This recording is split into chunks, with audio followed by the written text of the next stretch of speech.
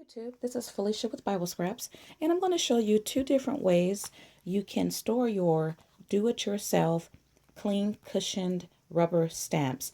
I just uploaded a tutorial showing you three different ways you can add clean cushion to your unmounted red rubber sheets, but one way was unsuccessful. So my first method uses the cling that I showed in that tutorial and that unsuccessful method. So what I've done was I've taken thin chipboard, and that's the white chipboard you see here. I ran it through my Xyron sticker maker. That gave me adhesive on one side. And then I took the cling, and I'll have a link to the cling on Amazon, and I placed that down on the adhesive and rubbed it smooth, and that's what you see here.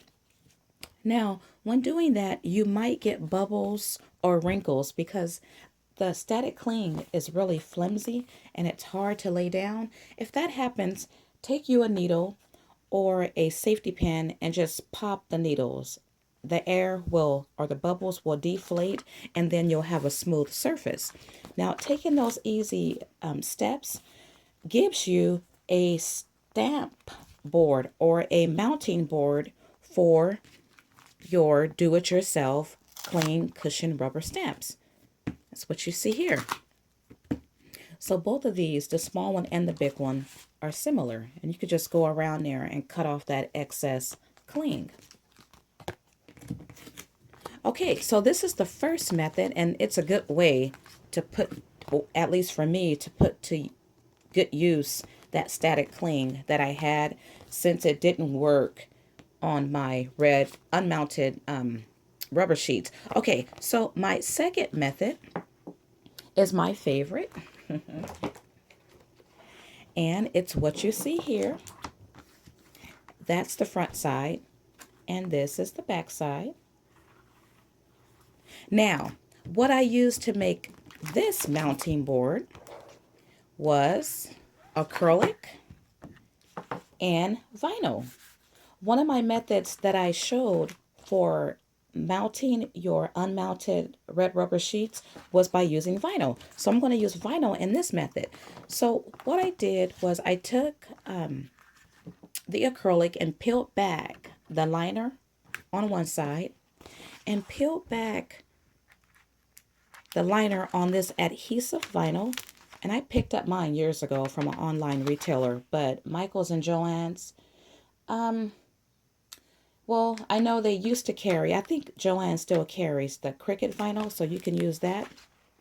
But I peeled back the liner from the adhesive vinyl and adhered it down to one side of my acrylic. Now, I'm not going to do that here because it's sticky and it's hard. You need another set of hands to help you, because if you don't, you will end up with vinyl that looks like mine on this side. You see the wrinkles there? Because if you accidentally lay it down, it is stuck. You can't get it up without ripping it or having these wrinkles and bubbles. Luckily, if that happens, you could still use it because mine works perfectly. But that's what I did. I laid the vinyl on one side of the acrylic. And once you do that, you instantly have a mounting board for your red rubber stamps. Now, this will work for your do-it-yourself stamps, or even the ones that you buy in the store. This is one of Teresa Collins' stamps, and it works just fine. And the cling, the grip is really strong. Now, let me go back to this one. I really do love this method because you can customize how you want your stamping boards to look. I chose yellow vinyl, and when you peel back the liner, it's color on both sides. So that's great. You can make it any color you want. This is a 12 by 12 size, but if I wanted to, I could cut it down. But because it's 12 by 12, it fits perfectly in one of the album sleeves. And I could store this right in an album. Now, I've seen different places where you can buy these mounting boards, and in my opinion, they're quite expensive. But this is a easy way to make your own. And once again, you can make any color that you like. So I'm going to take this back out and point out something to you. Well, first, let me show you how I stamp these out. Because when you're working with the unmounted red rubber sheets, you get a lot of stamps. And it's kind of, well, it's confusing to know what it states. And I didn't want to have all these cutout stamps on cushion and have them in a drawer. So I decided to stamp out the phrases on one side. And the way I did that was I would stamp here and place the stamp right here and just line it up. So I had rows of stamps. So when it came to positioning my stamps here, I already had a blueprint because it was already lined out. So it was just easy to create the rows. So that's what I did. Now, on this side, you might be wondering, why do I have those wrinkles? Why is some of it smeared? Like this stamp here is smeared. Well, don't make the mistake that I made. I forgot to remove the liner on this side. So I stamped right on the liner. And that's why you see those wrinkles there. And that's why some of my images are smeared. And when you do stamp onto acrylic, you want to use StazOn ink. And you want to stamp firmly, but as gentle as you can, because you don't want it to smear. Okay, so I want to point out some observations. These are the ones that I showed you first, made with a static cling. I want to show you something.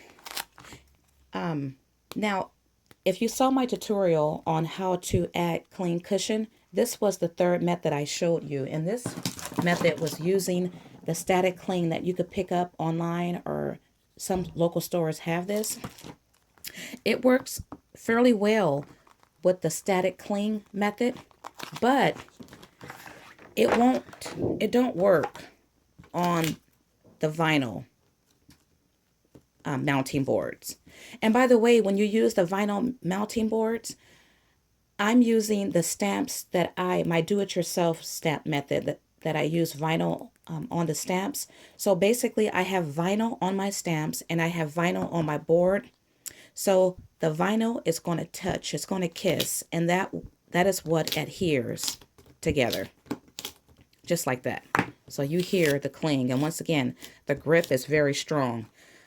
But I can't use the cling that I buy in the stores on the vinyl. You see, it does not attach. But on the static cling boards, I can use the vinyl. Okay, so just keep that in mind. Now, also, I want to note, okay, on this particular static cling board, I did not run this one through my Xyron machine. I have a big roll of adhesive, and I used a squeegee to add adhesive to the chipboard. And what I want to show you is the adhesive that you use makes a big difference. And you can't tell when I use this type of cushion stamp, but look what happened when I use one of my vinyl stamps. When I place it down, do you see that adhesive? That's underneath the static, but it does lift up and it does create the bubbles.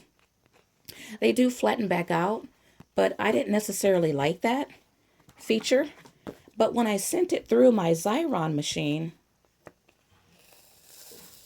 that don't happen. So I recommend, if you have the Xyron sticker maker, use that particular tape.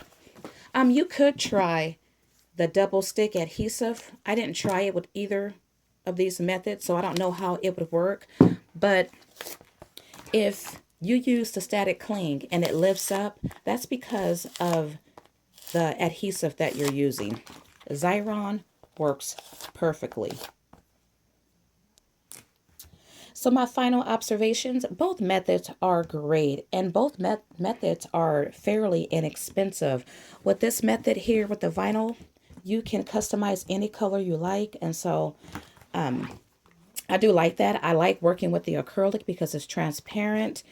And once again, this can fit. You could make it any size. Stick it inside of an album sleeve. Stick it inside a binder. And then you have an instant storage for your unmounted red rubber sheets. Also, a lot of people, they were mounting, I guess, their wooden stamps. Well, once again, you could incorporate this storage or incorporate those stamps into a storage like this. If you decide to use the cling, the static cling, that works as well. But the grip on the vinyl is much stronger than the grip with the static cling. Well, I thank you guys for watching. If you have any questions, feel free to ask. If you decide to adopt this system, please send me a link so I can check out what you have created. And do have a blessed day.